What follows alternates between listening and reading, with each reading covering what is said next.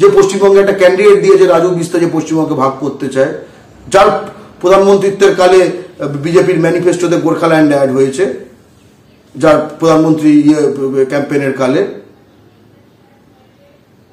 এরকম একটা লোকের জন্য 4, 2, 4, 8 কোন সংখ্যার গালি যথেষ্ট নয়, কিন্তু গালি দিয়ে সমাধান নয়।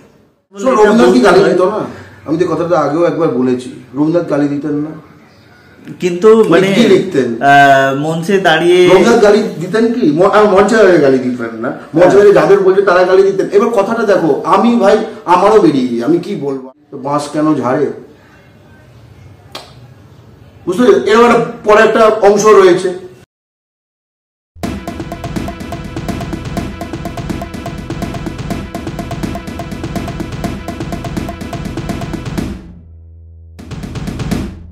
আমরা এর আগে নানা জনসভায় বা কোনো কোনো ক্ষেত্রে নানান উদ্বোধনী অনুষ্ঠানে বা যে কোনো মানে প্ল্যাটফর্মে আমরা মুখ্যমন্ত্রীর তরফ থেকে বেশ কিছু ক্ষেত্রে মানে তিনি প্রিপারেশন নিয়ে যাননি নাকি অচিরেই হয়ে গেছে, এরকম নানান বহু ভুল মন্তব্য আমরা শুনেছি, কোথাও শ্লোকে ভুল, কোথাও শব্দ চয়নে ভুল। তো ইদানিং সময় প্রচন্ড গরম পড়েছে কিনা জানি না, মুখ্যমন্ত্রী মমতা বন্দ্যোপাধ্যায় জনসভাতেই তিনি এক প্রকার নরেন্দ্র মোদীর কথার প্রত্যুত্তর দিতে গিয়ে একাধিকবার গালাগালি। কি গালাগালি? সেটা ভিডিও জানতে হবে। আমি মমতা ব্যানার্জি সাত করে কি ভাষণ শুনি না, যাই হোক মোটামুটি আমরা বাংলা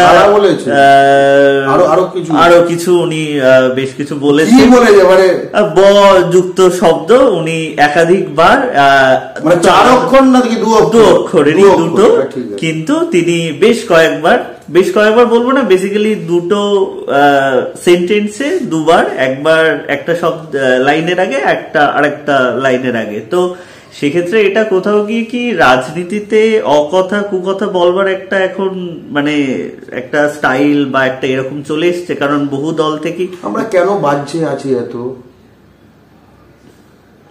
এত কেন বাজছে আছি? যদি মমতা বন্দ্যোপাধ্যায় ওই শব্দগুলি না বলে কোনো অর্থনীতি, কর্মসংস্থান, বেকারত্ব, রাজ্য অধিকার, এনআরসি, নাগরিকত্ব নিয়ে কিচ্ছু না বলতেন, আর ওই শব্দগুলো ব্যবহার করছেন, অথচ এই কথাগুলো বলছেন, আমি বলবো এটা ঠিক আছে। আমরা এখানে কিন্তু আপনি এনআরসি এর প্রসঙ্গ তুললেন বলে রবীন্দ্রনাথ কি গালি দিত না? আমি তো কথাটা আগেও একবার বলেছি, রবীন্দ্রনাথ গালি দিতেন না, কিন্তু মানে কি লিখতেন মঞ্চে দাঁড়িয়ে। রবীন্দ্রনাথ গালি দিতেন কি?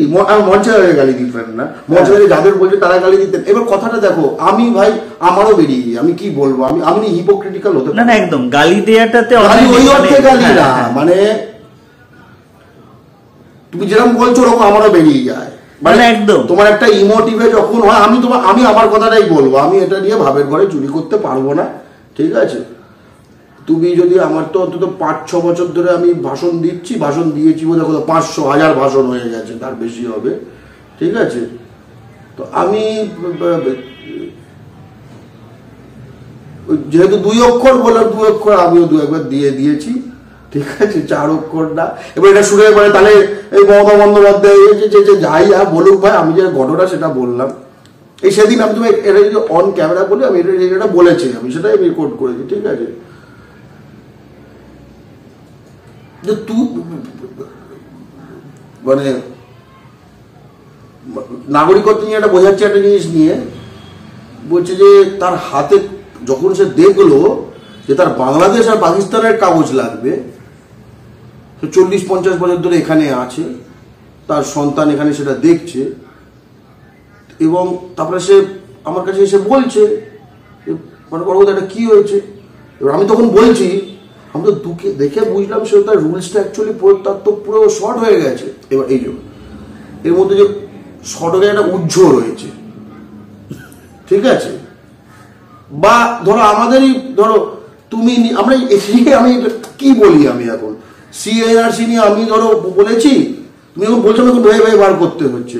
সিএনআরসি নিয়ে যখন বলছি যে সিএনআরসিতে তোমাকে শিডিউল 1C তে নিজেকে বাংলাদেশি ঘোষণা করতে হবে, বলতে হবে তুমি ভারতীয় নাগরিক না, এবং অথচ ইউ আর এনজয়িং তোমার প্রতিটি যে ভারতের একজন নাগরিকের যা যা পরিষেবা যা অধিকার সব তুমি পাচ্ছ, সব এনজয় করছো তুমি। তোমার আধার কার্ড আছে, ভোটার কার্ড আছে, রেশন কার্ড আছে, ছেলে মেয়ে তোমার কলেজে পড়ছে, তুমি স্বাস্থ্যসাথী, কন্যাশ্রী, সেন্ট্রাল গভর্নমেন্টের যে স্কিম সব মিলিয়ে আছো তুমি, ঠিক আছে। আর এগুলো করে তুমি আছো, তোমায় কেউ কেউ ডিস্টার্ব করছে না। তুমি এখন বলবে আমি ভারতের নাগরিক না, আমি পশ্চিমবঙ্গ, আমি বাংলাদেশের নাগরিক, পাকিস্তানের নাগরিক আমি, ঠিক আছে। তারপরে আমি বলেছি বাঁশ কেন ঝাড়ে, বুঝতে পারছি। এরকম একটা পরে একটা অংশ রয়েছে। তা এটা তো ফলে আমি মনে করি যে কমিউনিকেশনটা আসল। এখন আমি যদি মানে বাংলা পক্ষ বাংলার বাস্তবতাটাই বিশ্বাস করে, এখন যদি বলে না সত্যি তো ভাষার একখানা মান কিন্তু আমাদের একখানা রক্ষা করা উচিত, আমরা এই এই এই ঠিক আছে। তো ওকে এই যে টিভিতে নিশ্চয়ই তুমি যারা টিভিতে চ্যানেলে দেবে এই টাইপের কথাগুলো আসবে। আমি এদের তো কাউকে কাউকে চিনি বিভিন্ন দলের, এদের মুখের ভাষা আমি জানি না। বাংলা পক্ষ হিপোক্রেসিগুলো পছন্দ করে না। কিন্তু এবং নরেন্দ্র মোদী যে পশ্চিমবঙ্গের জমি বাংলাদেশকে দিয়ে দিয়েছে, ঠিক আছে, যে পশ্চিমবঙ্গের তিস্তার জল বাংলাদেশকে দিয়ে দিতে চায়, যে পশ্চিমবঙ্গের মানে রেল প্রজেক্টগুলোকে ধ্বংস করে দিয়েছে, বুনিয়াদপুরে রেলওয়ে প্রজেক্ট ধ্বংস করে দিয়েছে, যে পশ্চিমবঙ্গ থেকে যত টাকা তুলে দেয় সরকার তার থেকে ছিটেফোঁটা ফেরত দেয় পশ্চিমবঙ্গকে ফাইন্যান্স কমিশন ফর্মুলা দিয়ে, যে পশ্চিমবঙ্গের থেকে যে কয়লা উত্তোলন হয় তার প্রায় কোনো কিছু তার থেকে পশ্চিমবঙ্গ পায় না। তো এরা মানে আমি লিস্ট দিয়ে দিতে পারি, লিস্টটা বড় কথা নয়। যে পশ্চিমবঙ্গে একটা ক্যান্ডিডেট দিয়ে যে রাজু বিস্তার যে পশ্চিমবঙ্গকে ভাগ করতে চায়, যার প্রধানমন্ত্রীত্বের কালে বিজেপির ম্যানিফেস্টোতে গোর্খাল্যান্ড অ্যাড হয়েছে, যার প্রধানমন্ত্রী ক্যাম্পেনের কালে, এরকম একটা লোকের জন্য 4, 2, 4, 8 কোন সংখ্যার গালি যথেষ্ট নয়, কিন্তু গালি দিয়ে সমাধান নয়। গালিটা মনের জ্বালা প্রকাশ করে, কিন্তু জ্বালা দিয়ে তো আসলে জ্বালাটা তো আর মানে পুঞ্জীবিত হয়ে বিছুটি পাতা হয়ে আসলে গিয়ে তো কোথাও ওরকম পড়বে না, না? এটাই হলো কথা। প্লিজ চুরি করবেন না।